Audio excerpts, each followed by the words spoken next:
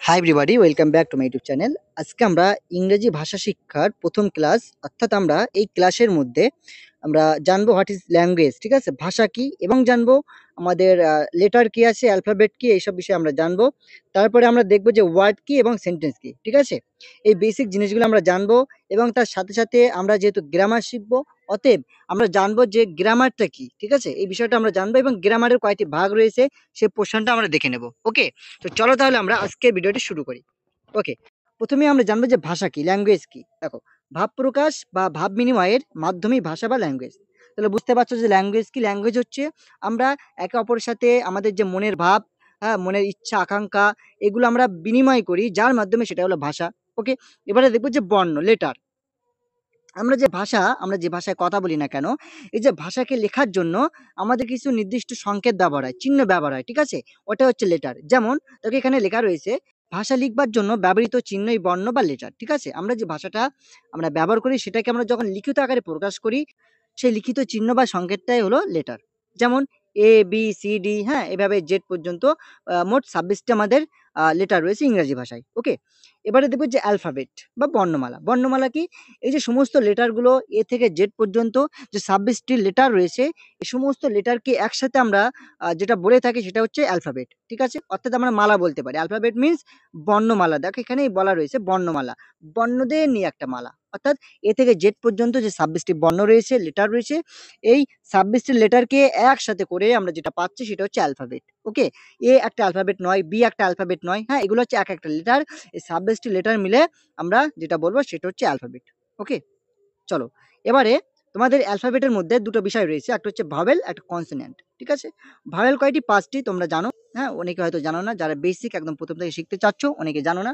সেই ভাওয়েল হচ্ছে 5টি, A E I O U, হ্যাঁ, এবং কনসোন্যান্ট 21টি রয়েছে। ভাওয়েল ছাড়া এক্সট্রা যে আমরা 21টি লেটার পাচ্ছি, এই লেটারকে আমরা কনসোন্যান্ট বলে থাকি। ওকে, আমরা অলরেডি লেটার জানলাম এবং অ্যালফাবেট জানলাম। এবারে আমাদের ওয়ার্ড জানতে হবে। দেখো, ওয়ার্ড হচ্ছে একদম সিম্পল একটা বিষয়। যখন আমরা কয়েকটি লেটার, অর্থাৎ ABCD এক্সেট্রা, এগুলো যখন আমরা পাশাপাশি বসে একটা অর্থ তৈরি করতে পারি, একটা মিনিং তৈরি করতে পারি, সেটাকে আমরা ওয়ার্ড বলে থাকি। এখানে বলছি যে এক বা একাধিক মিনিংফুল লেটারই হচ্ছে ওয়ার্ড। যেমন আই, আই মানে আমি, হ্যাঁ, এ মানে একটি, ম্যান, ম্যান মানে মানুষ, ঠিক আছে। দেখো, ওয়ার্ড কিন্তু একটা লেটার হতে পারে, অথবা একাধিক লেটারও হতে পারে, এটা তোমরা মাথায় রাখবে। যেমন আই, আই কিন্তু একটা লেটার। এই লেটারটা দিয়ে কি বোঝাচ্ছে? আমি। আই মিন্স আমি। এখানে কিন্তু একটা মিনিং বোঝাচ্ছে, তাই না? এই আইটা দিয়ে একটা মিনিং বোঝাচ্ছে, এটা কিন্তু আমাদের একটা ওয়ার্ড। এটাকে আমরা শুধু লেটার বলবো না। ওকে, তারপরে দেখো, এ মানে একটি, একটা মিনিং বোঝাচ্ছে। তারপরে ম্যান, ম্যানটা তোমরা লক্ষ্য করো, এখানে কিন্তু আমরা 3টে লেটার দেখতে পাচ্ছি, MAN। এই যে 3টে লেটারের সমষ্টিই কিন্তু একটা ওয়ার্ড তৈরি হচ্ছে, একটা মিনিং তৈরি হয়েছে। অনলি যদি আমি এম বলতাম, এর কোনো মানে নেই, ঠিক আছে। অনলি যদি এন বলতাম, এটারও কোনো মানে নেই।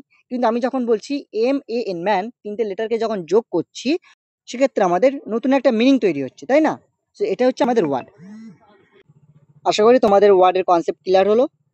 তারপরে আমরা এবার দেখবো সেন্টেন্স। সেন্টেন্স কি? দেখো, আমরা অলরেডি লেটার দেখলাম, তারপরে অ্যালফাবেট দেখলাম, ভাওয়েল দেখলাম, কনসোন্যান্ট দেখলাম, ওয়ার্ড দেখলাম। এবারে আমরা আমাদের যেটা দেখবো যে সেন্টেন্স। সেন্টেন্স বাক্য আমরা দেখবো।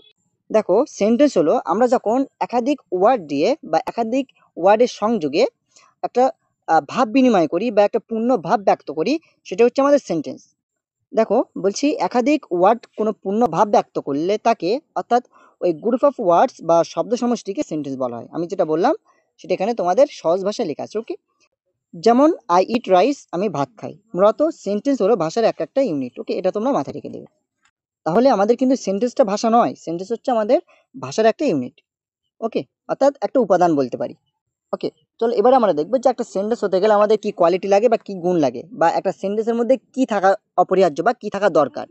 সেন্টেন্সে একাধিক ওয়ার্ডস এর মধ্যে মূল বা প্রধান ওয়ার্ড হচ্ছে ভার্ব। ওকে, এটা তোমরা মাথায় রাখবে যে ভার্ব ছাড়া কিন্তু কোনো সেন্টেন্স কমপ্লিট হয় না। ভার্বই কিন্তু আমাদের সেন্টেন্সের মূল একটা বিষয়। চলো আমি আবার একবার বলি, আমরা যে সেন্টেন্সটা মেক করি বা সেন্টেন্স যেটা আমরা বলে থাকি বা আমরা মনের ভাব ব্যক্ত করি যে সেন্টেন্সের মাধ্যমে, সেখানে কিন্তু আমাদের অনেকগুলো ওয়ার্ডের প্রয়োজন হয়। তার মধ্যে আমাদের গুরুত্বপূর্ণ যে ওয়ার্ড সেটা হচ্ছে ভার্ব। এটা তোমরা মনে রাখবে।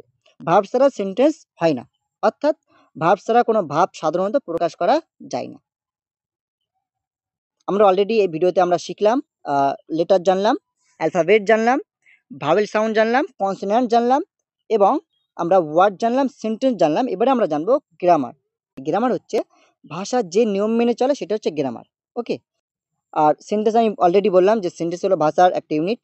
কাজেই বাক্য গঠনে যে সকল নিয়ম অনুসৃত হয় তাই গ্রামার। অর্থাৎ আমরা সহজ ভাষায় বলতে পারি যে গ্রামার হচ্ছে আমাদের যে ল্যাঙ্গুয়েজ আমরা ব্যবহার করি সেই ল্যাঙ্গুয়েজ বা ভাষার যে নিয়ম মেনে চলে, যে রুলসটা মেনে চলে সেটা হচ্ছে গ্রামার। ওকে। গ্রামার কোনো নির্দিষ্ট পুস্তক বা বই নয়। ঠিক আছে? Grammar is the rules of language. গ্রামারটা হলো ভাষার একটা নিয়ম, রুলস। এই যে আমি গ্রামার করছি, এই গ্রামারকে আমরা ৫ টি ভাগে ভাগ করতে পারি।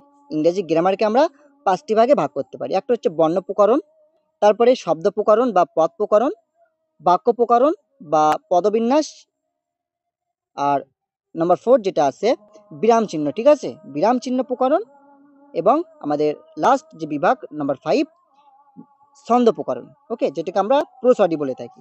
এই ৫টি হচ্ছে আমাদের গ্রামারের মূল উপাদান। ওকে, আশা করি তোমরা বুঝতে পেরেছো। যদি কোথাও ডাউট থাকে তোমরা অবশ্যই কমেন্ট বক্সে লিখবে, এবং ভিডিওটি যদি ভালো লাগে অবশ্যই লাইক দিয়ে রাখবে। আমরা নেক্সট ক্লাসে পার্টস অফ স্পিচ নিয়ে আলোচনা করব। Okay, thank you class, thank you everyone. দেখাবে অন্য কোনো ভিডিওতে।